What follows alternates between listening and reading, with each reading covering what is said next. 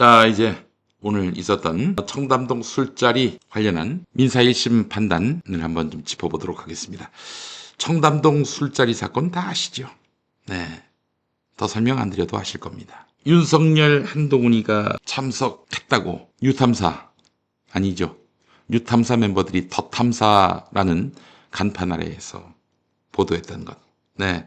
결국 민사재판에서 8천만 원 배상 판결을 받았습니다. 청담동 술자리라는 이름으로 세상을 떠들썩하게 만들었던 사건. 그리고 그 사건을 끝까지 끌고 가며 결국 민사재판에서 8천만 원 배상 판결을 받은 강진구 일당 이야기를 해보도록 하겠습니다. 이 사건은 단순히 한 번의 오보로 끝난 해프닝이 아닙니다. 허위임을 알면서도 혹은 알 수 있었음에도 불구하고 반복적으로 확산시킨 전형적인 악의적 가짜뉴스의 전개였습니다. 무엇보다도 판결 이후에도 전혀 반성하지 않는 태도를 보이고 있어요.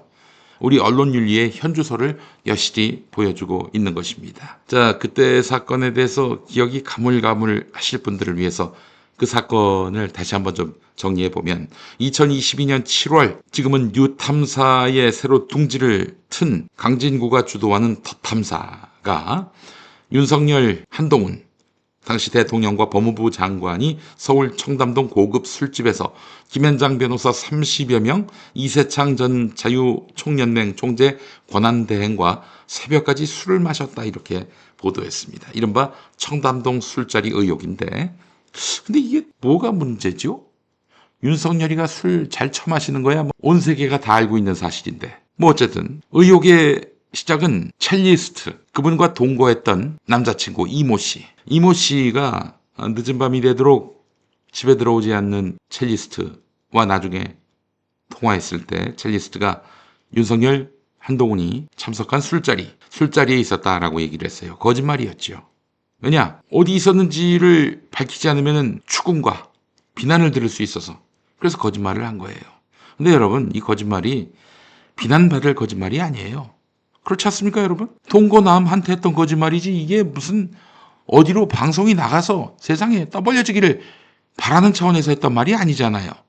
그렇죠? 자, 이 남자친구 동거인은 이 첼리스트 발언을 녹음을 하더니 이거를 강진구에게 넘겨줬습니다. 자, 그리고 강진구는 그해 10월에 이걸 더탐사를 통해서 보도하지요. 첼리스트는 경찰에 불려나가서 그 말이 거짓이었다고 인정합니다. 말씀드린 대로 귀가가 늦은 이유를 둘러대려고 남자친구에게 거짓말을 했다라고 해명을 했습니다. 그 진술은 지금까지 바뀌지 않아요. 그렇다면 사건은 여기서 끝내야 합니다. 사실관계가 뒤집혔다면 보도를 수정하거나 사과하고 더 이상의 확산을 멈추는 것이 정상적인 언론의 태도인 것입니다. 그러나 강진구 일당은 멈추지 않았습니다. 오히려 2022년 10월부터 2023년 1월까지 무려 19차례에 걸쳐서 유튜브를 통해서 같은 의혹을 사실인 것처럼 재생산했다. 이렇게 원고 측은, 한동훈 측은 이렇게 주장을 했습니다. 그 과정에서 검찰은 강진구 일당이 첼리스트를 압박하고 협박해서 방송 인터뷰를 강제로 끌어내려다가 실패했고 그래서 강요미수 혐의로 기소시킵니다. 강진구 일당을 검찰이. 그러니까 계속 첼리스트를 압박을 가해가지고 그래서 거짓 인터뷰를 하게끔 하려 했던 것이죠. 이게 강요미수 혐의가 성립되는 것입니다. 강진구 일당은 스모킹건을 확보했다 이렇게 주장하고 있습니다. 근데 지금 송치가 됐고 기소가 돼서 재판받는 와중에도 끝내 그 증거를 공개하지 않았습니다. 아울러 민사 1심 재판 판결이 나왔는데 결심까지 또 증거를 내놓지 못했습니다. 뭐겠습니까? 결정적 증거란 게 존재하지 않았다. 이거 아니겠습니까? 자, 그런데 강진구 일당의 유튜브는 단순한 시청자가 아니라 그들을 진실의 대변자로 믿고 있는 신도화된 구독자층을 형성했습니다. 허위임이 확인된 뒤에도 이들은 진실이 은폐되고 있다라는 주장으로 계속 믿으라. 그래서 결국엔 종교의 문제가 돼버렸어요. 이게 진실의 문제가 아니라 언론이 아닌 선동가로서의 역할이 강화된 셈입니다. 이런 식의 허위 선동은 단순한 잘못된 정보 전달이 아니라 심리적, 사회적 중독을 만들어냅니다. 잘못된 사실을 믿는 사람들은 오히려 정정 보도를 의심하고 가짜 뉴스가 그들의 진리가 되는 것입니다. 자, 오늘 서울중앙지법의 1심 판결은 김의겸 새만금 개발청장 그리고 강진구 전 대표 등 피고 5명이 공동으로 7천만 원, 제보자인 전 남자친구 이모 씨, 전 동거남 이모 씨에게 1,000만 원을 배상하라는 것입니다. 세상에 확산시킨 사람들은 5명이 공동으로 7천만 원, 한 사람당 한 1,400만 원쯤 되는 것이죠. 그 직접 보도하는 사람은 아니니 전 동거인, 전 남자친구는 1,000만 원만 내라 이렇게 배상 판결을 내린 것입니다. 근데 사실 여러분, 명예훼손 사건에서 1,000만 원 이상의 배상은 매우 드문 일입니다. 도합 8천만 원? 물론 한동훈이가 요구한 것은 10억입니다만은 8천만 원이 정말 가볍지 않습니다. 매우 큰 배상 액수예요. 상당히 무거운 책임을 물은 것입니다. 재판부는 청담동 술자리는 허위라고 명확히 판단했습니다. 청담동 술자리는 허위라고 명확히 판단했습니다. 피고들이 제출한 자료는 신빙성이 없었고 첼리스트의 진술과 경찰 조사 결과를 종합하면 청담동 술자리, 윤석열 한동훈이가 참가한 청담동 술자리는 진실로 인정하기 어렵다는 것입니다. 자, 그래요. 아마 뉴탐사 강진구 일당은 이렇게 얘기할 겁니다. 이런 판결이 권력 감시를 위축시킨다. 팩트체크라는 것은 사실을 확인하는 절차지 자기 확신을 강화하는 그런 과정이 아닙니다. 더구나 이번 사건은 공익적 목적의 보도가 아니라 허위임을 알거나 확인할 수 있었음에도 불구하고 그 절차를 게을리했고 그럼에도 불구하고 계속 퍼뜨린 악의성이 인정된 경우입니다. 그걸 언론 자유로 포장한다? 권리의 남용일 뿐입니다. 민사에서 허위가 확정됐습니다. 확정됐다는 표현은 좀 과하네요. 1심이니까 아마 분명히 항소심 갈 겁니다. 민사재판에서 1심에서 허위가 판단됐습니다. 자, 이들의 형사재판은 어떻게 될까요? 형사재판 아직 1심 결론도 나오지 않았습니다만은 지금 명예훼손뿐 아니라 강요미수까지 걸려있기 때문에 유죄의 가능성이 매우 높아지고 형량도 무거워질 수가 있는 것입니다. 자, 강진구가 첼리스트를 어떻게 압박하자고 했습니까? 최후 통첩을 보내서 압박을 해야겠네. 상황이 직접 닥쳐야겠네. 라면서 가짜 진술을 받아내기 위해서 공작이라도 하자. 이런 취지로 이야기를 했습니다. 그게 녹취로 확인이 된 것이고 검찰 공소장에 포함된 것입니다. 이거 무슨 논리로 돌파할 수 있을까요? 게다가 강진구는 자기 입으로 첼리스트가 그거 사실 아니에요. 이런 취지로 이야기했다는 거 아니겠습니까? 저희는 드디어 찾아냈습니다. 윤석열 김건희 정권의 스모킹건 그들을 끌어내릴 태블릿 PC를 찾아냈습니다. 저 탐사 다음 주부터 약 2주간에 걸쳐서 굉장히 중요한 보도들을 이어갈 겁니다. 그 하나하나가 윤석열 김건희에게는 굉장히 소름 끼치는 보도가 될 겁니다. 김건희, 윤석열을 끌어내릴 태블릿 PC 스모킹건을 반드시 공개할 겁니다. 그것은 제보 내용에 따르면 김앤장 변호사 30명가량이 있었습니다. 그리고 윤석열 대통령도 이 자리에 이 청담동의 바에 합류를 했습니다. 제가 저 비슷한 자리에 있거나 저 근방 1km 안에 있었으면 저는 뭐 걸겠습니다. 이건 뭐 것이죠. 이런 식으로 국무위원을 모욕하는 거에 대해서 자괴감을 느끼고요. 취재진은 해당 의혹을 매체에 제보한 전 남자친구와 어렵게 연락이 닿았습니다. 그는 첼리스트와 금전적인 문제 등으로 결별한 관계임을 거론했습니다. 이어 그녀가 거짓말을 잘해 나도 100% 믿지는 않는다면서도 직접 제보를 받았다는 매체 기자는 거짓말이란 첼리스트의 말을 아직도 믿기 힘들다는 입장입니다. 과연 나는 대통령과 법무장관이라는 사람을 상대로 싸워서 이길 수 있을까? 결국 그런 두려움들을 극복하지 못하고 경찰에 가서 사실 다 이거 남자친구를 속이기 위해서 거짓말한 겁니다. 라고 진술했을 가능성도 있다. 자신이 취재할 당시 첼리스트가 거짓이라고 명확하게 말한 적은 없다고 주장했습니다. 그게 거짓말이라고 얘기는 끝내 안 했어요. 그게 거짓말이라고 얘기는 끝내 안 했어요.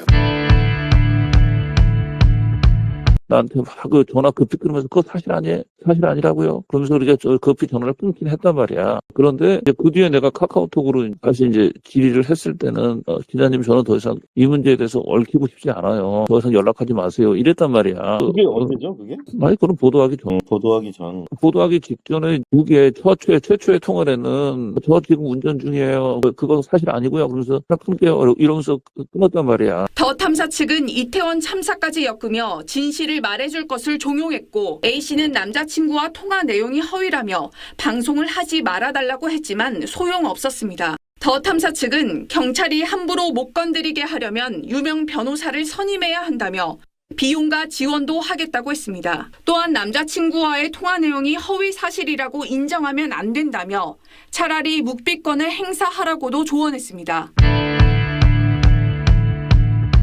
네가 이렇게 피하고 숨는 이유가 뭐니? 이세창과 불륜 관계 드러날까봐? 그게 무서워서 그러는 것 같은데 지금 나서서 사실을 말하면 대형 로펌, 권익위, 민주진영이 다 너 도와줄 거다.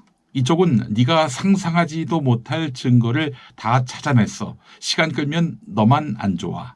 유튜브 봐라. 구독자 얼마나 늘었냐. 다 너 응원하잖아. 네가 영웅이 되느냐. 불륜 범죄자가 되느냐의 선택의 기로인 거야. 난 네가 계속 이렇게 숨어 다니면 이세창한테 상간남 소송에서 둘의 관계를 밝힐 수밖에 없어. 그렇게 최악의 단계까지 안 갔으면 한다. 다음 문자 보겠습니다. 그러니 그냥 밖으로 나와. 그럼 불륜도 너 치부도 다 묻을 수 있어. 그리고 떳떳하게 진보 영웅으로 살아가.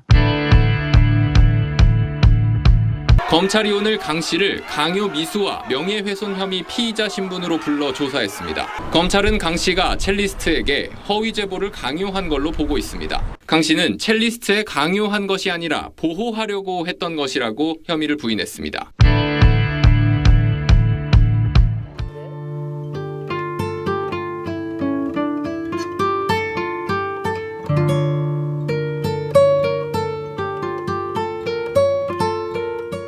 이번 사건은 언론사가 아니라 가짜뉴스 제작소로 전락한 단체가 받을 법적 책임이 무엇인지를 보여주는 사례가 될 것입니다. 가짜뉴스를 방치하면 안 됩니다.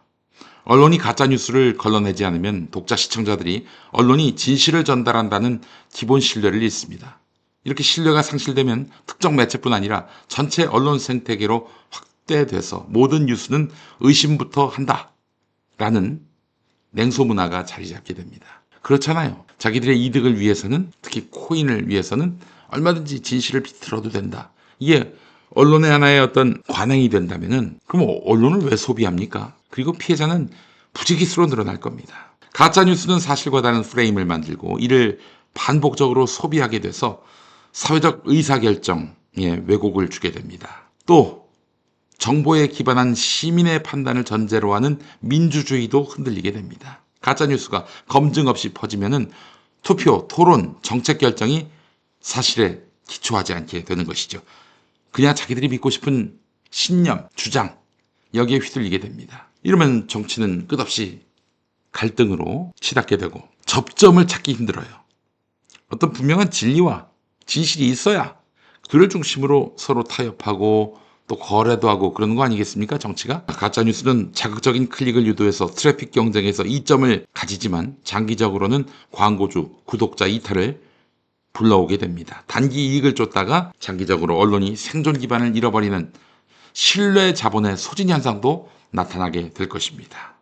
여러분, 이래서야 되겠습니까? 가짜뉴스에 휘둘리는 언론은 신뢰와 영향력을 잃어야 마땅합니다.